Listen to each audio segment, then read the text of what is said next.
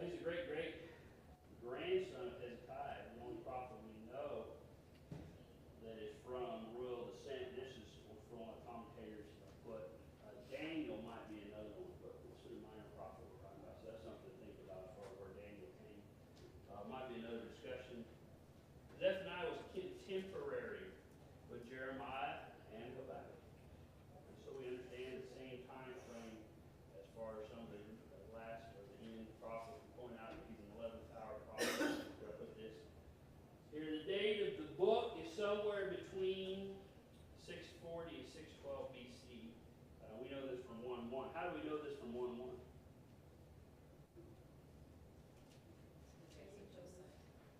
There you go. All right. Because of the kings that are mentioned. And the neat thing is, we realize that the kings, we can take and compare those names with secular history. And what does secular history in the Bible always do? If secular history is accurate, what will the Bible always do? Prove it right. I think it was the Hittite nation that for hundreds of years said they never existed. The Bible, this must be a fairy tale. Then guess what we discovered? Hittite nation. They were northern region of Canaan, so we think about that. So we got the date there, 1:1 for the kings. Key words found in the book is the day of the Lord. And when we think about that phrase, what do you think of when you think of day of the Lord?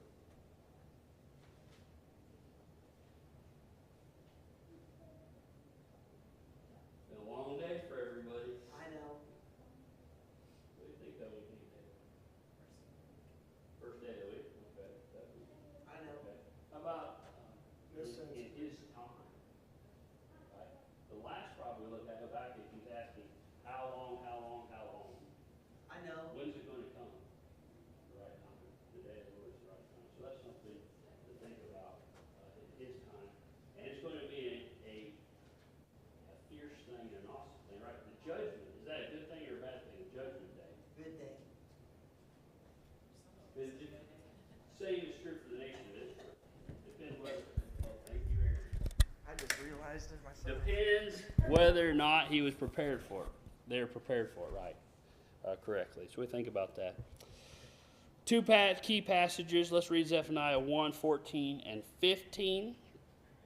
Zephaniah 1:14 and 15. That the day is a day of wrath, a day of trouble and distress, a day of devastation and desolation, a day of darkness and gloominess, a day of clouds and thick darkness. I think I started too late, didn't I? Sorry. Let's go back. It says the great day of the Lord is near. It is near and hastens quickly. The noise of the day of the Lord is bitter. There's mighty men. There the mighty men shall cry out. So we read verse 15. What do we mean by the mighty men will cry out? No help. Okay. We're talking about it. This is going to be so bad. Even the manly men, the soldiers, those type of people who should be ready to endure this, they're not going to be able to handle it, right? Talking about the fierceness, the judgment. Zephaniah 2 and verse 3. Have this verse. Seek the Lord, all you meek of the earth who have upheld his justice. Seek righteousness, seek humility. It may be that you will be hidden in the day of the Lord's anger, right? What was Zephaniah's name? Jehovah hides, right? And so we talked about, was it last week or the week before, that Rahab was safe, wasn't she? Think about this. When the angel of death passed through Egypt, where were the people? Where were the Hebrew people? In In their house. their house, right? What's that? They had to have the blood on them. They had to have the blood, right? Were they hidden away from death? Right. Maybe we'll convince Tara here in a little bit. It's all right. But anyway, so we think about that. They're hidden away. Who hid them from death? You say, well, they did. Well, they did because God gave them a command. They did because of the obedience to the command. Who gave them the command? God did. Who hid them? God hid them from death. Protected them. That's right, protected them. Okay, so we think about that. Great things. Key to chapter 3 is judgment and restoration. We'll look at that, some of these verses here in a few minutes. The outline of the book, simple, 2 parts. And so chapter 1:1 through chapter 3:8, the judgment in the day of the Lord. And we talked about that being one of the key phrases of the book. And then 3:9 through 20 is a salvation in the day of the Lord. And so you think about that. And again, the key is the remnant, the righteous remnant that had to be spared. Some lessons we might learn from the book. In Zephaniah 1 and verse 2, we'll read this. I will utterly consume everything from the face of the land, says the Lord.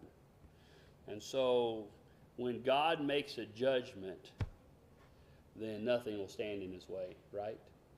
So that's the way it is. And so when they were listening to this message from the prophets, could they have confidence in it? They should have had confidence in it, depending on who they were. Okay, so we think about that. Nothing will stand when God judges. And we understand that nothing unrighteous will stand. Maybe I should have worded that better. 2 verses 1 through 3. God gave the nation a warning, and I think I've mentioned this several times. I think it's important for us to mention is, at what time has God ever destroyed without warning? Gives us a warning today. Okay. And if we got questions about that, let's jump over. Go to Romans 1. Romans 1. Okay. So,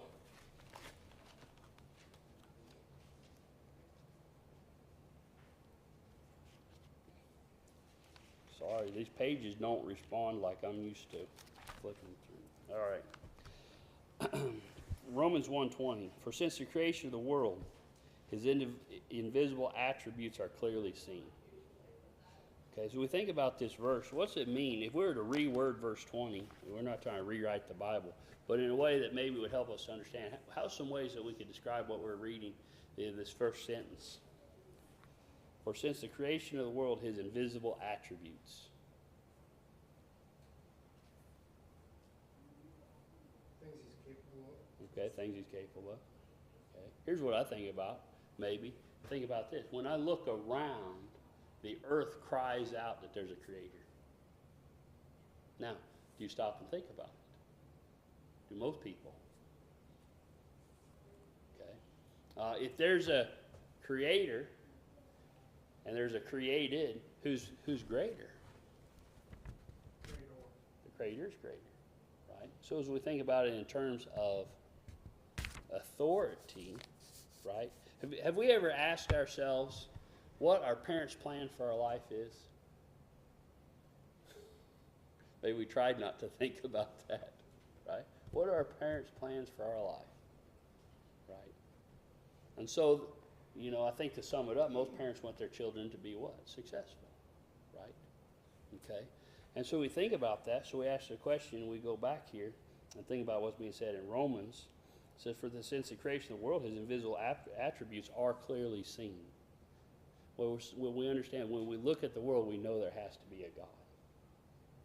So, being understood by things that are made, even his eternal power and Godhead, so that they are without excuse.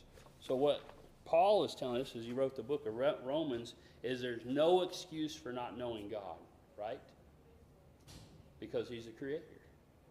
And you say, well, how does that make sense? Here's the thing. What's a normal yearning, desire, or aspiration for a child that's been adopted? To know who their parents are. Why?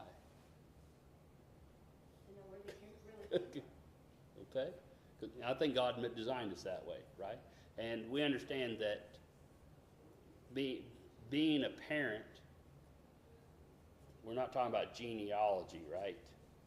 It's a relationship. It's a job you take on.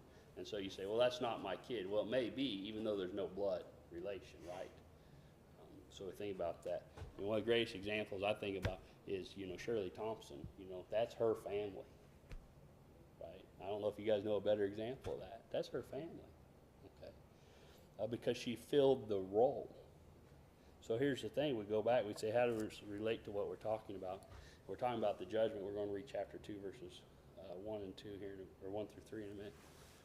The idea is if God is our Father, our Creator, just like our parents, shouldn't we have a desire to seek Him? To find out where we came from and why we're here, right? Things like that. So think about that. Chapter 2, verse 1. Gather yourselves together, yes, gather together, O undesirable nation. Before the decree is issued, or the day passes like chaff before the Lord's fierce anger comes upon you, before the day of the Lord's anger comes upon you. Seek the Lord, all you meek of the earth who have upheld his justice. Seek righteousness, seek humility. It may be that you will be hidden in the day of the Lord's anger. Okay. The end of verse 3, it says, it may be that you will be hidden in the day of the Lord's anger. Do I believe that every righteous person in Israel may have been, maybe every righteous person in Israel didn't suffer? Do I believe that? Right. But God's going to spare them. To what degree, I don't know. We asked the question, was Stephen in the book of Acts, was he spared?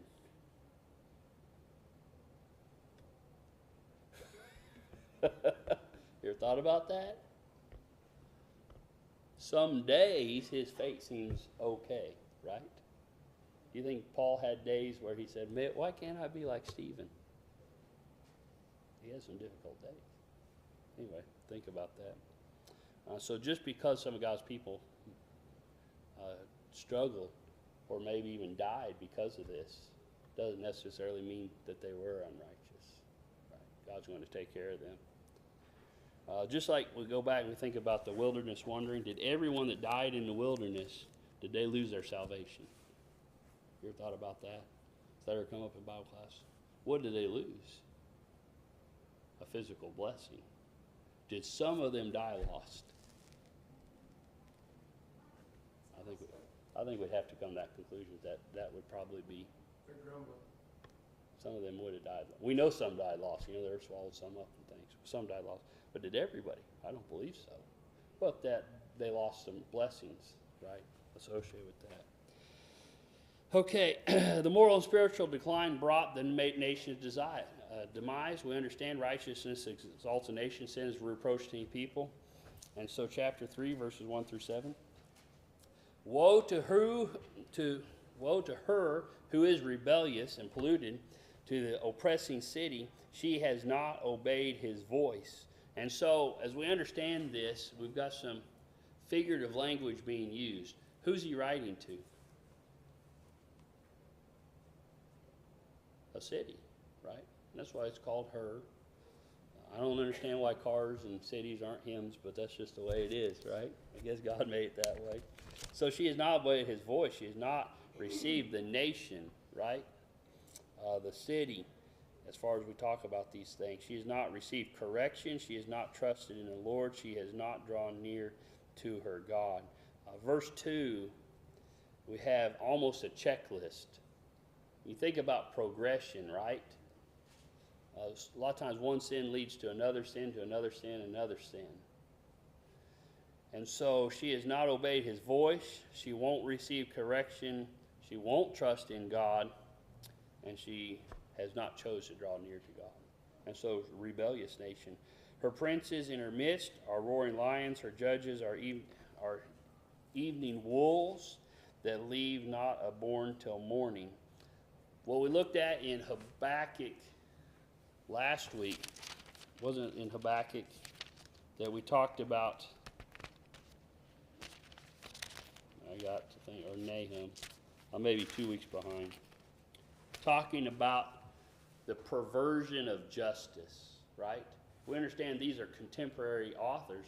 What are they writing about? They're writing about they can't even go to the police or judges for any help because there's no one to help there because they're perverse in their judgments. Her prophets are insolent, treacherous people. Her priests have polluted the sanctuary. They have done violence to the law. And so, what do we understand about their, and today we'd call them churches or congregations. What's happened to the temple? They're not what God expects them to be. Verse 5, the Lord is righteous in her midst. He will do no unrighteousness. Every morning he brings his justice to light. He never fails. But the unjust knows no what? Right. Shame. What does that mean? Nothing bothers them, nothing. You in turn for what they want to do. Yeah. You ever heard the phrase, as by illustration we talk about, say, I can't believe they'd wear that in public. What's that talking about? Shame, right? The situation, there is no shame. I have cut off nations. Their fortresses are devastated. I have made their streets desolate with none passing by. Their cities are destroyed. There is no one, no inhabitant. I said, surely you will fear me. You will receive instruction so that her dwelling would not be cut off, despite everything for which I punished her. But they rose early and corrupted all their deeds. So God's saying, I'm trying to chasten this people in the right direction. And what have they done? You ever had an old cow? Because I have. I think everybody has. If you had a cow, you had an old cow. And no matter what you did, she was not going to cooperate. Right? She was always at the wrong end of the pasture.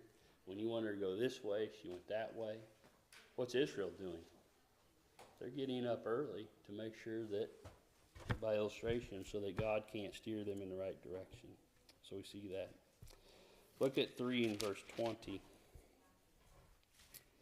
Zephaniah 3 in verse 20, it says, at what time I will bring you back, even at the time I gather you, for I will give you fame and praise among all the nations of the earth, when I return your captives before your eyes, say the Lord. What's God promising here? Restoration, right?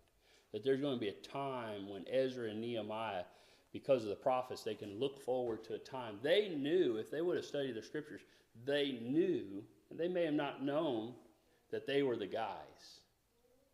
But they were pushing to be, they didn't want to be the guys, they were pushing to see this restoration of the nation, because they knew that God had promised one. And so that's what they're working towards. Zephaniah 3:2. I think we read this verse, didn't we? We see here that the nation's lack of trust and obedience in God has caused the nation's fall. We've mentioned this several times. She has not obeyed his voice, has not received correction, nor has trusted in the Lord. She has not drawn near to God. So what's going to protect them? Nothing. You think about when you go to war with another nation, what do you need as far as your weapons in order to go to war? And this may be a complicated question. Here's the thing you think about. When you go to war with another nation, then you have to have the best weapons, right? Because you don't have weapons that are as good as theirs are, what's going to happen? Yeah. We say today, don't bring a knife to a gunfight. Right? Isn't that what you say? We're talking about the nation of Israel, I don't believe, was a weak nation militarily. Their cities were fortified. One of the things we talked about with Nineveh a couple weeks ago was the idea that they had rations for years and years and years, right? A lot of us have food stored in our home, but how many of us have enough food to last 25 years? I don't know what these preservatives, I don't know if it's good now. It'd be the same. Well, you think about this, and these nations were prepared, but they still fell because what? They didn't have God on their side, right? And here we talk about, America, and we talk about nuclear arms, and we talk about all these different things, walls on our borders. And I'm not saying that those things aren't good. What I'm saying is no nation will stand if God decides they're not going to. That's the crux of the matter, if we think about that. The judgment of God came upon not only the nation of Judah, but also the west, the east, the south, and the north. And so, think about this, a spiritual cleansing taking place here. I think we covered everything I planned on. Go back, let's look at a couple verses here in Zephaniah. Because we skipped over a couple I want to look at.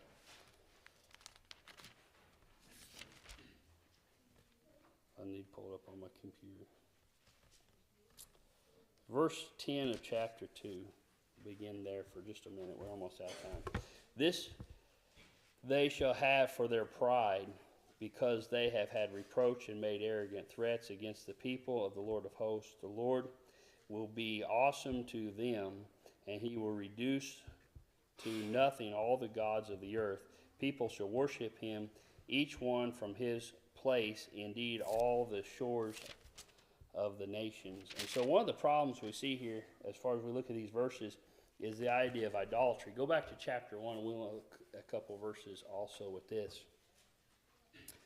Chapter 1 and verse 4 says, I will stretch out my hand against Judah, against all the inhabitants of Jerusalem. I will cut off every trace of Baal from his place, the names of the idolatrous priests, with the pagan priests, those who worship the hosts of heaven on the housetops, those who worship and swear oaths by the Lord, but who also swear by Milcom.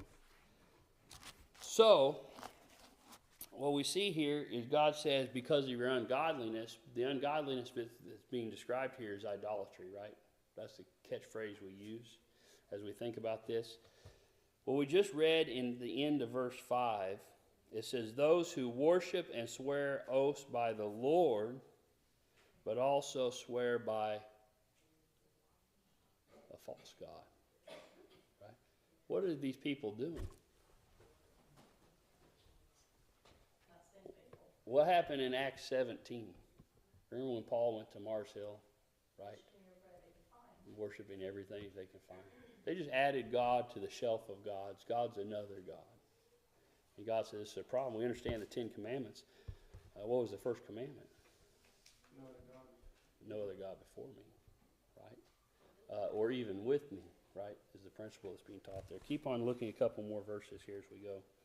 Verse 6, those who have turned back from following the Lord and have not sought the Lord nor inquire of him. At the beginning of class, one of the verses we looked at was Romans 1 and verse 20, right? The invisible things of God are clearly seen through his creation. I know that's paraphrased. But who are they not looking for? They're not looking for God. Okay.